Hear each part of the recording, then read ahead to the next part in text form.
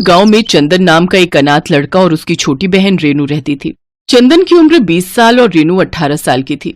चंदन एक चरवाहा था और दूसरों की बकरियां चराकर अपनी रोजी रोटी चलाता था। चंदन के साथ उसका दोस्त बबलू भी अपनी बकरियां चराने जाता था। चंदन की बहन रेनू घर पर रहकर खाना बनाती और बाकी जरूरी काम करती। एक शाम चंदन और बबलू घर लौट रहे थे तो काफी तेज बारिश होने लगी, जिसमें वो दोनों भीग गए और बरसात में भीगने के कारण चंदन की तबीयत खराब हो गई और अगले दिन वो बकरी चराने नहीं जा पाया। आज तो कितना सोएगा रे, आज काम पर नहीं जाना क्या? बबलू भैया, आज चंदन भैया की तबीयत ठीक नहीं है तो वो काम पर नहीं जा पाएंगे। अच्छा ठीक है, उसे कहना अपना ध्यान रखे। उस रोज बबलू अकेला ही जंगल चला गया।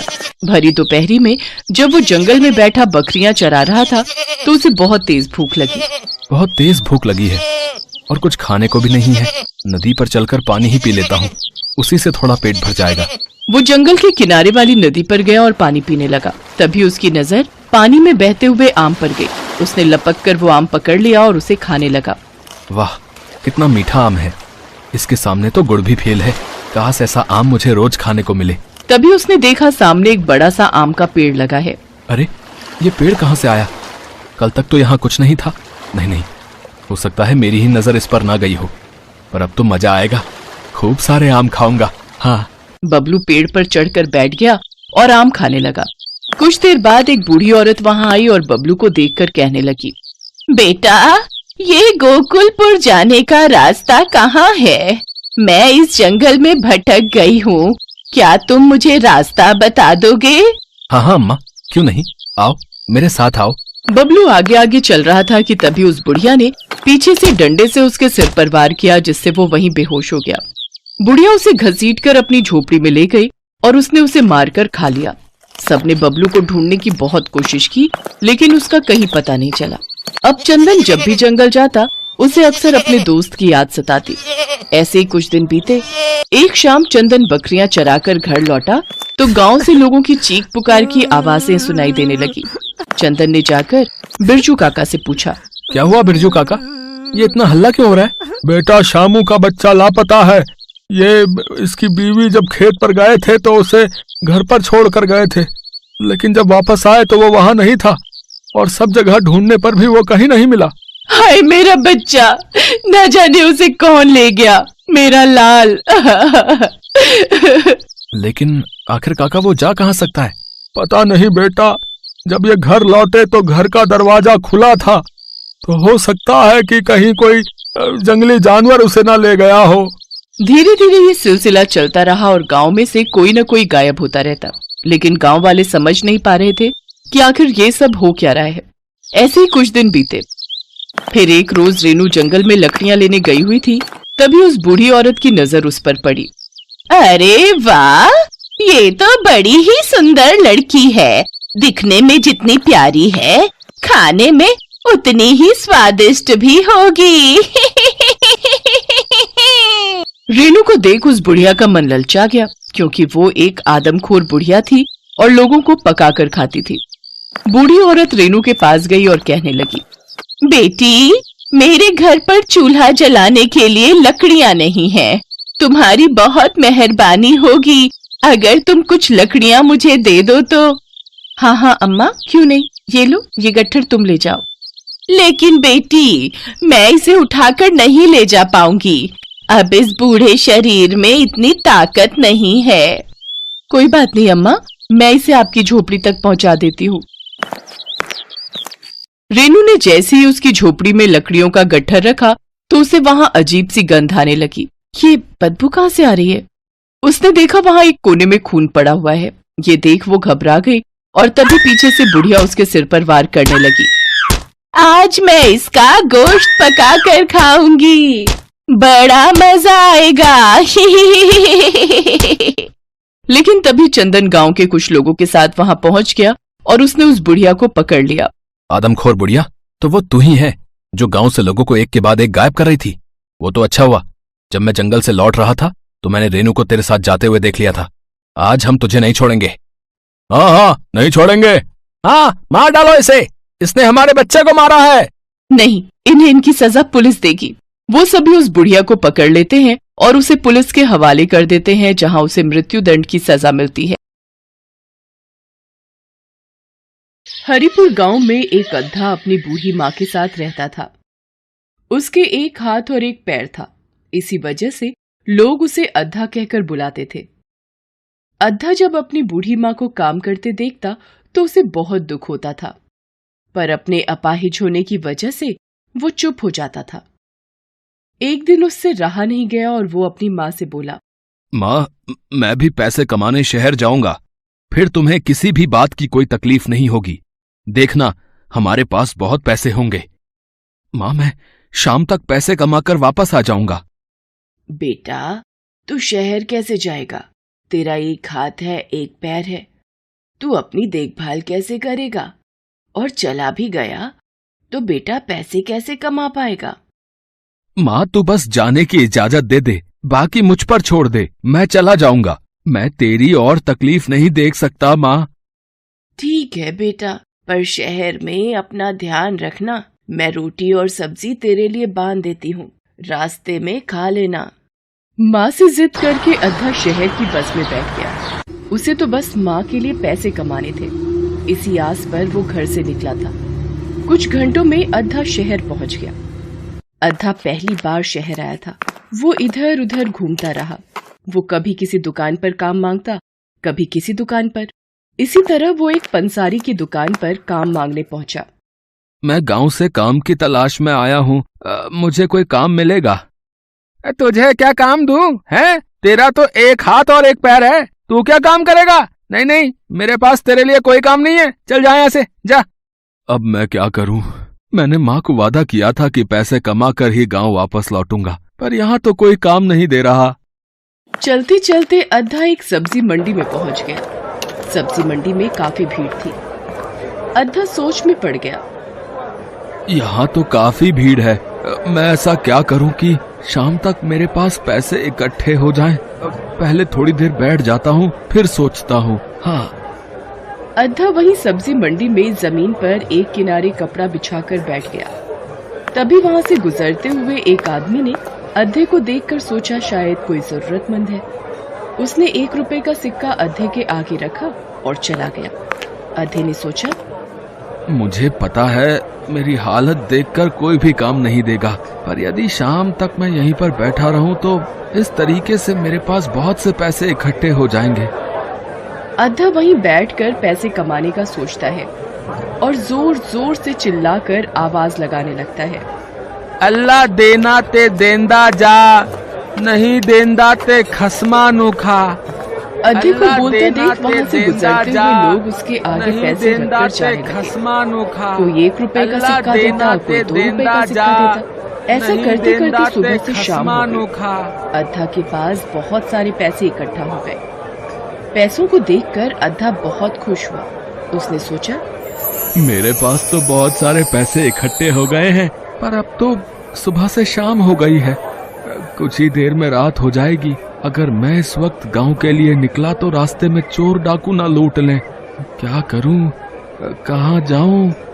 सब्जी मंडी में खड़ी एक बूढ़ी महिला लगातार अद्धे पर नजर रखे हुए थी। वो उसे सोच में डूबा देखकर उसके पास आई और बोली, बेटा, मैं बड़ी देर से देख रही हूँ, तुम कुछ परेशान दिख रहे हो। देखने में तो तुम भले घर के लग रहे हो। मुझे अपनी परेशानी बताओ, शायद मैं तुम्हारी कुछ मदद कर सकूं। माँ जी, मैं गांव से शहर अपनी बूढ़ी माँ के लिए पैसे कमाने आया था, पर अब सुबह से शाम हो गई है। मेरे पास ये पैसों की पोटली है, रास्ते में कोई लूट ना ले, इसलिए सोच रहा था रात गुजारने के लिए कोई जगह मिल जाए तो रात रुककर सुबह गांव लौट जाऊं। पर इस अनजान शहर में मैं किसी को नहीं जानता, इस वक्त कहाँ जाऊं? बेटा, अगर तुम मुझ पर विश्वास कर सको तो मेरा घर यहीं पास में ही है। तुम मेरे साथ चलो और रात में आराम से रुककर कल सुबह गांव वापस चले जाना। मेरे घर में तुम्हें किसी भी प्रकार का कोई डर नहीं। बूढ़ी महिला की बात सुनकर अद्धा सोचने लगा, रात में गांव जाना भी ठीक नहीं, इन अम्मा के साथ चला जाता हूँ। इस वक्त और कहाँ जाऊंगा, कोई जगह भी तो नहीं है। ठीक है अम्मा, मैं आपके साथ ही चलता हूँ। अद्धा कुछ सोचे समझे बिना ही उस महिला के साथ जाने को तैयार हो जाता है।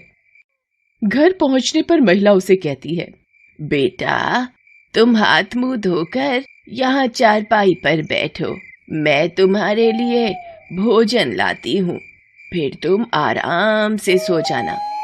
बेटा वो जो तुम्हारे पास पैसों की पोटली है वो तुम मुझे दे दो, मैं उसे संभाल कर संदूक में रख देती हूँ और ताला लगा देती हूँ, सुबह जाते वक्त ले लेना।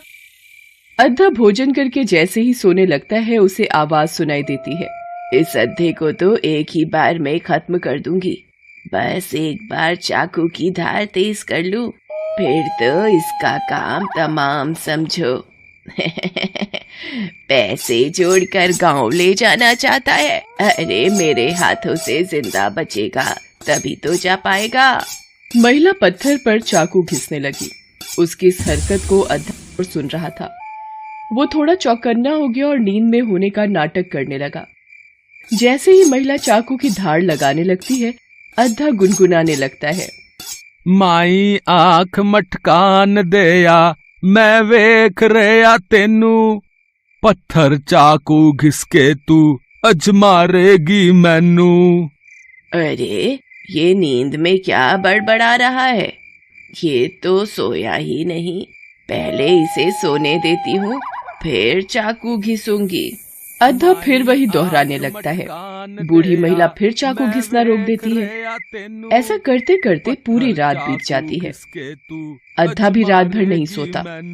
बूढ़ी महिला सोचती है, अब एक ही रास्ता है, इसकी पैसों की पोटली तो मेरे पास ही है, मैं थोड़ी देर के लिए बाजार जाने का बहाना करके घर से बाहर चली जाती हूँ, जैसे ही ये इधर उधर होगा तो उसी वक्त इसकी पोटली गायब कर दूंगी और बोल दूंगी कि चोर चुरा कर ले गए, थोड़ी देर रोएगा और चुपचाप यहाँ से चला जाएगा। ऐसे इससे मुझ पर शक भी नहीं होगा। अरे बेटा उठ गए, रात भर शायद तुम्हें नींद नहीं आई, मैंने देखा रात भर तुम करवटें ही बदलते रहे। चलो कोई बात नहीं, तुम नहा धोकर कुछ खा लो, मैं जरा कुछ जरूरी सामान लेकर आती हूँ। बूढ़ी महिला बाजार का बहाना करके घर से बाहर चली जाती है। तभी अद्धा सोचता है, यही मौका है इस चालाक बुढ़िया से बचने का। वो तो भगवान का शुक्र है रात में मेरी आंख नहीं लगी, अगर जरा सी भी चूक होती तो ये मेरा काम तमाम कर चुकी होती। अब इससे पहले ये बुढ़िया आए जल्दी से अपने पैसों की पोटली लेता हूं और यहां से भाग जाता हूं। अरे इस संदूक पर तो ताला लगा है, मुझे ये ताला तोड़ना ही होगा, पर कैसे तोड़ूं? तभी अद्धे को वहां एक पत्थर पड़ा दिखाई देता है। बड़ी मुश्किल से एक ही हाथ से जैसे तैसे वो पत्थर को उठाता है और ताला तोड़ने की कोशिश करता है। उसकी कोशिश कामयाब होती है और संदूक का ताला टूट जाता है। वो खुश हो जाता है और जैसे ही वो पोटली उठाने लगता है वो देखता है, अरे अच्छा, ये अपना 100 का नोट भी इसमें संभाल कर रखा हुआ है इस ठगी बुढ़िया ने। है ये भी उठा लेता हूँ, तभी इसको सबक मिलेगा कि किसी लाचार व्यक्ति को बहलाकर उसको लूटने की क्या सजा मिलती है। अद्धा अपनी पोटली और बूढ़ी महिला का 100 रुपए का नोट उठाकर जल्दी से वहां से चला जाता है। महिला वापस आती है और देखती है, अरे अद्धा कहाँ गया? कहीं नजर ही नहीं आ रहा, शायद अंदर होगा। अरे वो तो यहाँ भी नहीं है, कहीं सड़क पर तो नहीं चला गया मुझे ढूंढने के लिए? बिना अपनी पोटली लिए तो वो कहीं नहीं जाएगा और संदूक पर तो ताला लगा हुआ है। जब तक आता है उसकी पोटली गायब कर देती हूँ। अरे ये क्या, संदूक खुला हुआ है और इसका ताला भी टूटा हुआ है। हे राम, वो अद्धा तो अपनी पोटली लेकर भाग गया। मुझे तो लगता था कि वो ताला नहीं तोड़ पाएगा। हे राम, मेरा 100 का नोट भी गायब है। वो अद्धा तो मुझे ही लूट कर भाग गया। मेरा 100 रुपए का नोट भी ले गया। बूढ़ी महिला की करनी का सबक उसे मिल चुका था। वो अंधे के साथ गलत करना चाहती थी, पर उसे खुद ही सजा मिल गई। बुरे काम का बुरा ही नतीजा होता है, ये बात उसकी समझ में आ गई थी। अंधा अपनी बूढ़ी माँ के लिए पैसे कमाने निकला था, इसलिए भगवान ने भी उसका साथ दिया और उसकी रक्षा की। उधर अंधा जब रात भर घर वापस नहीं आया तो उसकी माँ को चिंता होने लगी और वो दरवाजे की ओर बार बार देखने लगी। अंधे को वापस आता देखकर वो खुशी से फूली न समाई। घर आकर अंधे ने सारी घटना अपनी माँ को बताई। माँ भी अपने बेटे की हिम्मत और सूझबूझ को देखकर बहुत गर्व महसूस करती है। अंधा अपनी माँ के हाथों में पैसे की वो पोटली देता है, जिसे देखकर माँ की आंखों में खुशी के आंसू आ जाते हैं। वो अंधे को गले से लगा लेती है